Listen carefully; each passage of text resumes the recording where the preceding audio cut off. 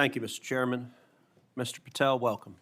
Let me first of all say thank you. Thank you for saying yes when President Trump asked you to serve in this role. I think there are very few roles in all of government that are more important than Director of the FBI, and there are very few roles in all of government that are more in need of a fundamental change. You and I have both spent much of our adult lives working in and around law enforcement. And the loss of respect from the American people of the FBI and of the Department of Justice is one of the most tragic developments of the last 4 years.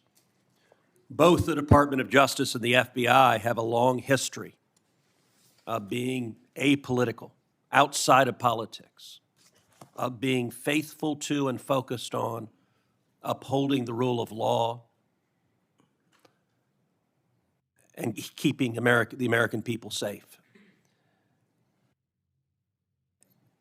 And in many ways, the worst legacy, in my opinion, of the Biden administration was the complete politicization and weaponization of both the Department of Justice and the FBI, turning them into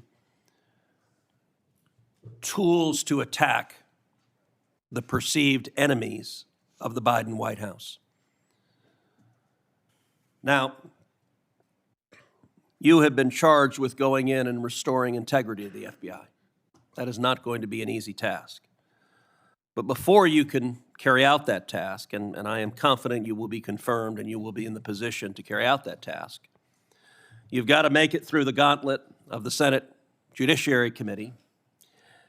And my colleagues on the Democrat side of the aisle, who I don't know how many spots on Senator Tillis's bingo card have been filled, but it looks like he's playing blackout and they're all filled right now. But you will be and have been accused of just about everything they can, but I want to focus on what several Democrats have done recently, which is trying to blame you for the violence that occurred on January 6th, which even in the annals of ridiculous attacks, this one really takes the cake. So let's just focus on some facts. Let me ask you a question. What role did you occupy in the days immediately before January 6th? Chief of Staff of the Department of Defense.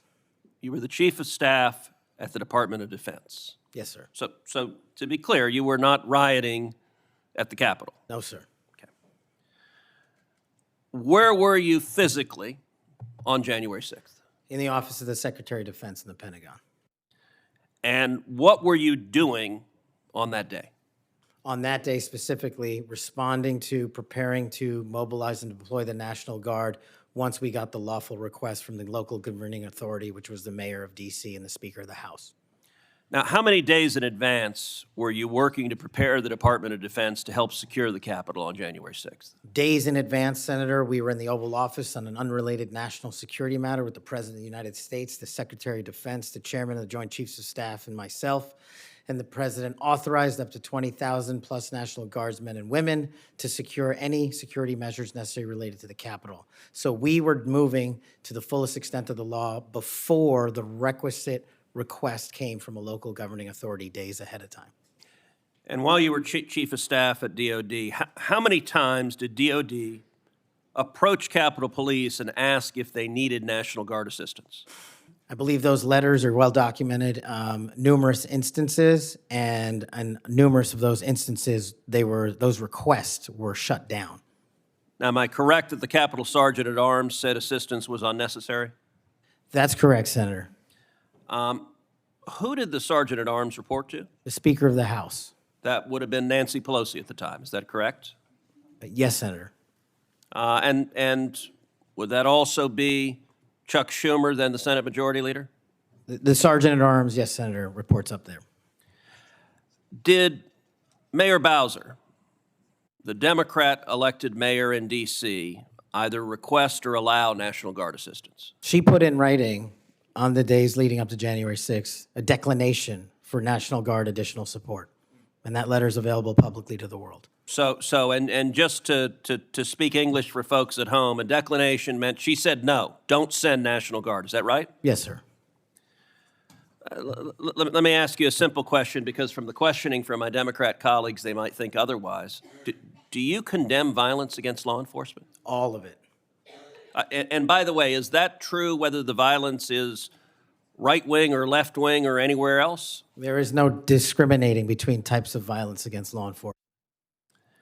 And do you believe those who assault and commit violence against law enforcement should be prosecuted and should be sent to jail? Especially those that kill them. Let me ask you, how many years have you worked in public service? About 16, Senator. And how many years have you worked in particular in law enforcement and prosecution and national security? Over a decade, Senator. You know, I have to say it is ludicrous but sadly predictable that Democrats are endeavoring to tarnish you, to paint a false caricature based on innuendo and smoke. And so you're working to protect the Capitol on January 6th, and yet they're trying to blame you for the violence that occurred. Let me ask you this just as a straightforward matter. What is the job of the FBI, and what will the FBI's role be if and when you are confirmed as its director? The simple motto on the website of the FBI's homepage is to protect American citizens and uphold the Constitution. If I am confirmed as the next director of the FBI, that's what we're going to do, and redirect resources to making sure that occurs every single day.